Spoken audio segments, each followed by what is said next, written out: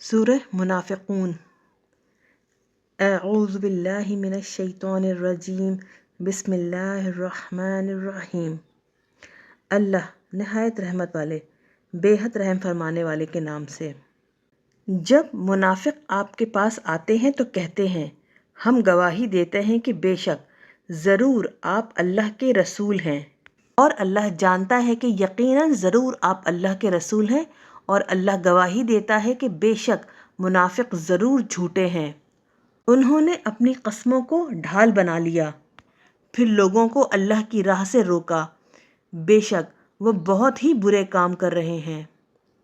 یہ اس وجہ سے کہ وہ زبان سے ایمان لائے، پھر انہوں نے دل کا کفر ظاہر کیا تو ان کے دلوں پر مہر کر دی گئی تو وہ کچھ نہیں سمجھتے۔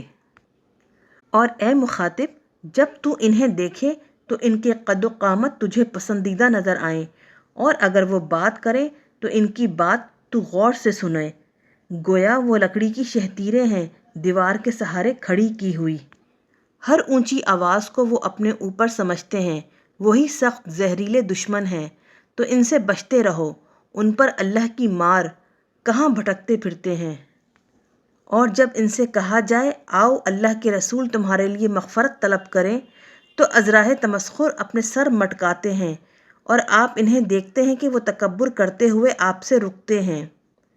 ان پر یکساں ہے آپ ان کے لیے معافی چاہیں یا ان کے لیے معافی نہ چاہیں، اللہ انہیں ہرگز معاف نہ فرمائے گا۔ بے شک اللہ نافرمان لوگوں کو ہدایت نہیں فرماتا۔ وہی ہیں جو کہتے ہیں کہ نہ خرچ کرو ان لوگوں پر جو رسول اللہ کے پاس ہیں، یہاں تک کہ یہ سب منتشر ہو جائیں، اور اللہ ہی کی ملک ہیں آسمانوں اور زمینوں کے سب خزانے، مگر منافق نہیں سمجھتے۔ کہتے ہیں کہ اگر اب ہم مدینے کی طرف لوٹ کر گئے تو عزت والا ذلت والے کو وہاں سے ضرور نکال دے گا، حالانکہ عزت تو صرف اللہ اور اس کے رسول اور ایمان والوں کے لیے ہے، لیکن منافق نہیں جانتے۔ اے ایمان والوں، کہیں تمہارے مال اور تمہاری اولاد تمہیں اللہ کے ذکر سے غافل نہ کر دیں، اور جو ایسا کرے تو وہی لوگ نقصان اٹھانے والے ہیں۔ اور جو کچھ ہم نے تمہیں دیا اس میں سے ہماری راہ میں خرچ کرو، اس سے پہلے کہ تم میں سے کسی کو موت آ جائے، پھر کہنے لگے اے میرے رب، تو نے مجھے کچھ دنوں کی مہلت کیوں نہ دی کہ میں صدقہ دیتا اور نیکوں میں سے ہو جاتا۔